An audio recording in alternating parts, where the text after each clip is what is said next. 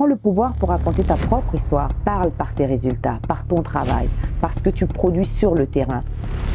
Donc j'ai une question un petit peu plus intime, je peux me permettre. Je vous en prie.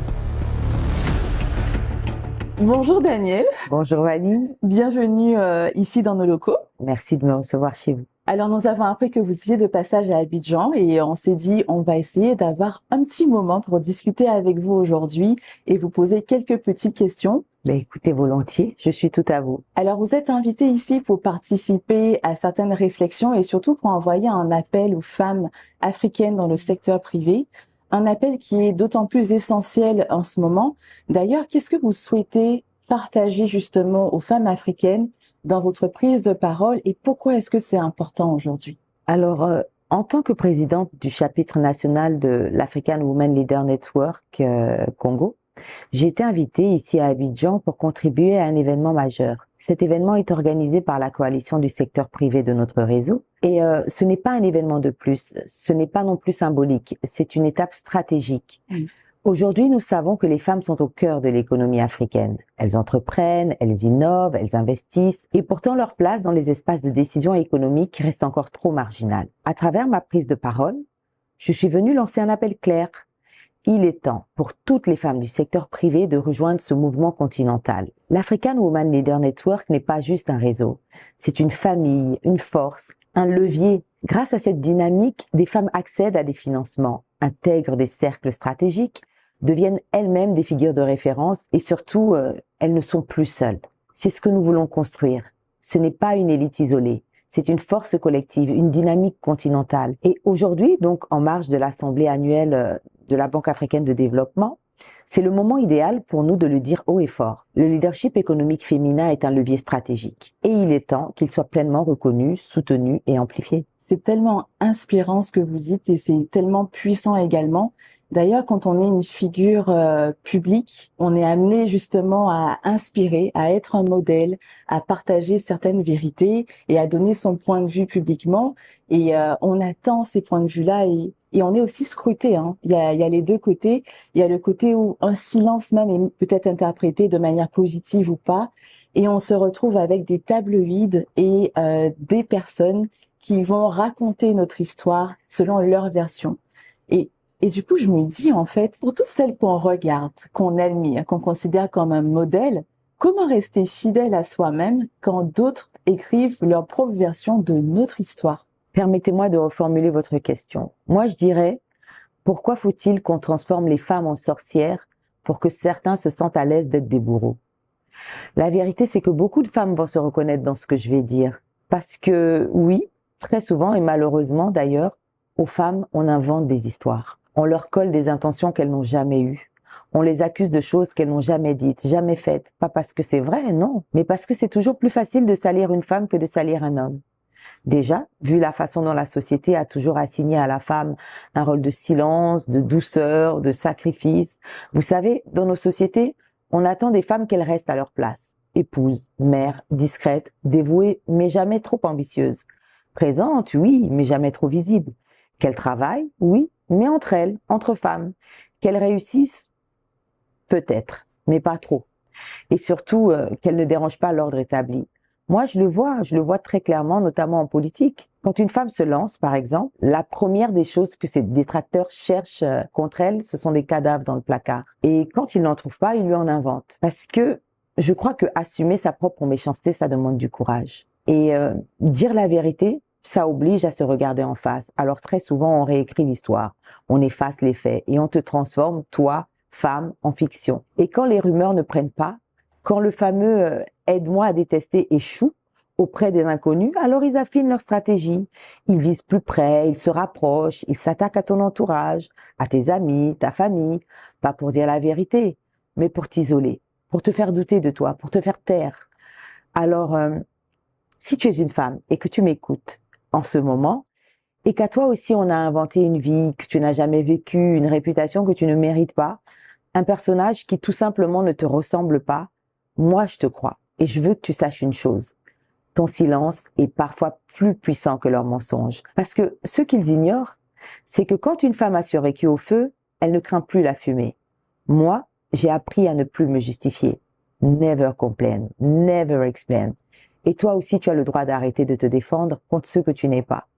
Ceux et celles qui te connaissent vraiment, ils savent. Ceux qui veulent croire le contraire, ils font semblant parce que ça les arrange d'y croire. Mais rappelle-toi, quand ils ne peuvent pas te salir avec des faits, ils t'inventent des fictions. Alors, ne perds pas ton énergie à vouloir rétablir la vérité dans chaque bouche. Mets cette énergie dans ta reconstruction, dans ta paix, dans ta lumière.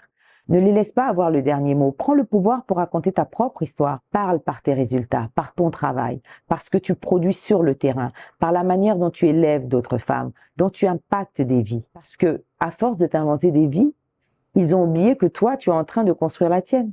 C'est tellement vrai, c'est tellement inspirant. J'ai absorbé tout ce que vous avez dit, Daniel, et je pense et j'espère vraiment que toutes les femmes vont se reconnaître dans les mots qui ont été utilisés et vont ressortir en fait à la fin de cette interview avec beaucoup plus d'assurance, beaucoup plus de poigne. Et ce qui est fort, c'est votre authenticité, une authenticité de femme puissante qui est unique. Elle est si unique que j'ai envie de dire luxueuse. Donc j'ai une question un petit peu plus intime, je peux me permettre. Je vous en prie. C'est comment est-ce que vous définissez le luxe d'une femme? Pour moi, le vrai luxe d'une femme, ce n'est pas ce qu'elle porte, ce n'est pas une robe de marque, ni un sac qu'on pose soigneusement sur une table de restaurant. Non, je pense que le vrai luxe, c'est ce qu'elle peut se refuser.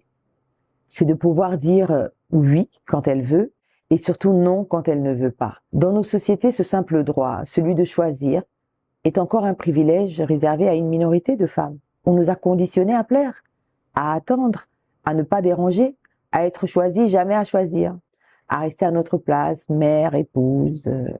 Mais le vrai luxe, c'est justement de sortir du rôle qu'on nous a attribué, de pouvoir dire « je préfère autrement, je ne veux pas de ça, je ne suis pas d'accord, je trace ma route ». C'est d'avoir une voix, d'avoir un choix et d'avoir la marge de manœuvre pour s'écouter. Et oui, pour ça, c'est vrai, il faut de l'autonomie, de l'indépendance et parfois des moyens financiers.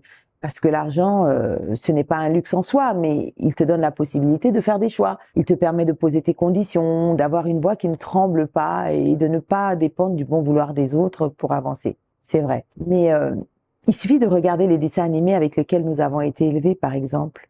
Candy, je ne sais pas si tu connais, tu es peut-être beaucoup trop jeune. Oui, cette jeune fille qui attendait désespérément l'amour du mystérieux prince Anthony, ou La Belle au bois dormant, qu'un homme doit forcément embrasser pour se réveiller d'un long sommeil. Il y a Cendrillon qu'un prince vient sauver de la misère. Voilà ce qu'on nous a mis en tête. Qu'on ne pouvait pas gagner notre liberté, qu'il nous fallait forcément passer de la domination paternelle à la domination maritale.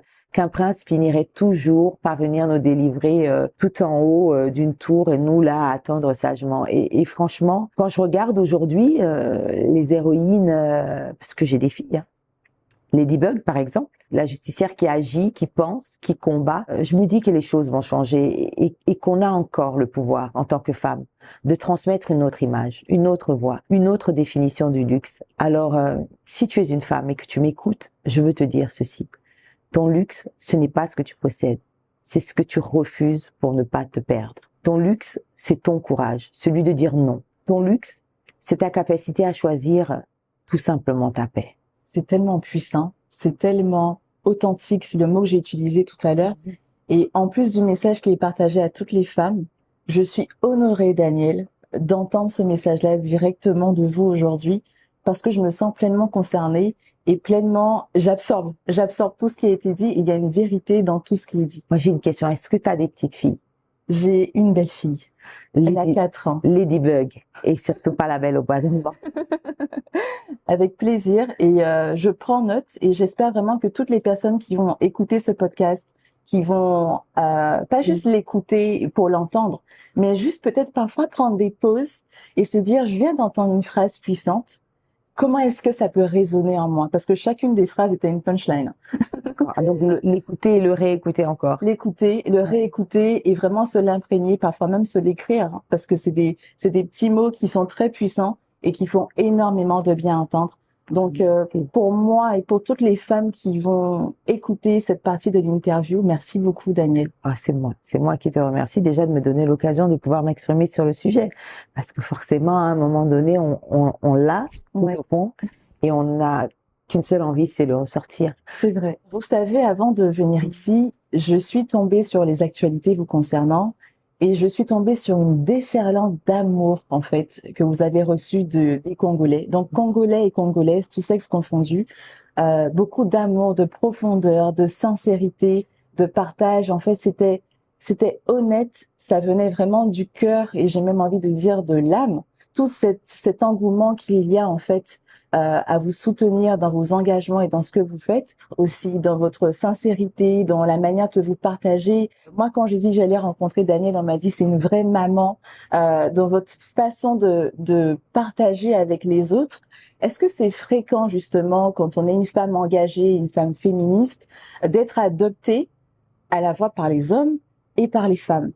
Vous savez, ce n'est pas facile d'être une femme debout.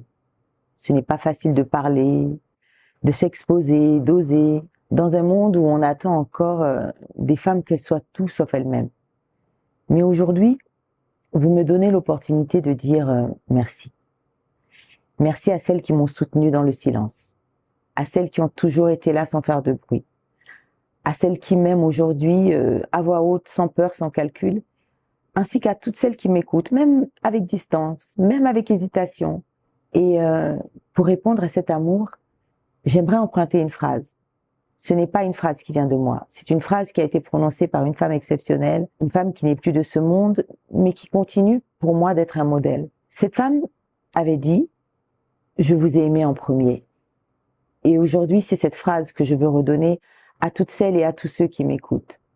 Je vous ai aimé en premier. Avant même d'avoir un micro, avant les réseaux sociaux, avant qu'on ne me voie, qu'on ne m'écoute ou qu'on ne me reconnaisse, parce que je sais ce que c'est d'être une femme dans nos sociétés. Je sais ce que c'est de devoir faire ses preuves 10 fois plus, d'être jugée plus vite ou soutenue plus tard. Mais ce que j'ai vu ces derniers jours, ce n'est pas un simple élan de soutien. C'est une transformation, une élévation collective. J'ai vu le véritable she for she, pas en slogan, pas en façade, mais en réalité. J'ai vu des femmes soutenir d'autres femmes, les défendre, les honorer sans calcul, sans peur d'être éclipsées, juste par sororité. Et ça, pour moi, c'est le plus beau des signes, le plus beau des cadeaux. Et cette force, je veux la porter avec vous, pas toute seule, pas contre d'autres, mais tout ensemble, parce que je ne cherche pas à diviser. Moi, ce que je veux, c'est relier, construire des passerelles, là où il y a encore trop eu de murs. Et ce podcast, cette opportunité que vous me donnez, ce n'est pas une réponse. En réalité, c'est une invitation à croire à nouveau, à se soutenir, à marcher côte à côte. Parce que quand une femme avance, elle trace un chemin. Mais quand les femmes avancent toutes ensemble, elles ouvrent des passages. Merci beaucoup, Daniel. Merci beaucoup C'est moi qui vous remercie. pour cet échange-là. C'était tellement profond que j'ai envie de vous dire Amen. Amen pour les mots qu'on a entendus, pour le fait que vous dégagiez ça pour nous. Parce qu'on va le penser, on va l'entendre un peu à gauche, à droite, mais venant de vous, ça a un impact profond parce que c'est pas juste des mots, des actions sont posées et on voit en fait la différence et cette sororité qui est créée. Ce qui est beau aussi, c'est que toutes les femmes se sentent concernées, pas nécessairement une classe sociale. Aujourd'hui, toutes les femmes de tous âges se sont concernées par les mots que vous avez utilisés. C'était profond, c'était sincère, c'était complètement vous, c'était aligné à votre personne. Et je vous remercie vraiment pour ce partage qui a été fluide, cette énergie qui a été partagée et cette ambition aussi de voir les femmes se mettre ensemble pour une sororité puissante et qui fait plaisir aux hommes finalement parce qu'on les a vus également dans les messages de soutien sur votre engagement. Et moi, j'aimerais vous dire merci de m'avoir donné l'occasion de m'exprimer sur des sujets aussi sensibles, mais qui mettent véritablement en avant ce concept de femmes qui tirent d'autres femmes. Parce qu'il est vrai qu'on nous demande très souvent d'attendre que ce soit des hommes qui le fassent. Donc le he for she, ça y est, on y est habitué. Mais véritablement tracer des ponts, des femmes envers d'autres femmes. Et d'ailleurs, c'est ce que vous avez fait aujourd'hui en me donnant cette belle opportunité de venir ici sur votre plateau et de pouvoir répondre à ces questions qui, j'ose espérer, ont reçu des réponses inspirantes. Merci beaucoup, Daniel. C'est moi qui vous remercie, Vanille.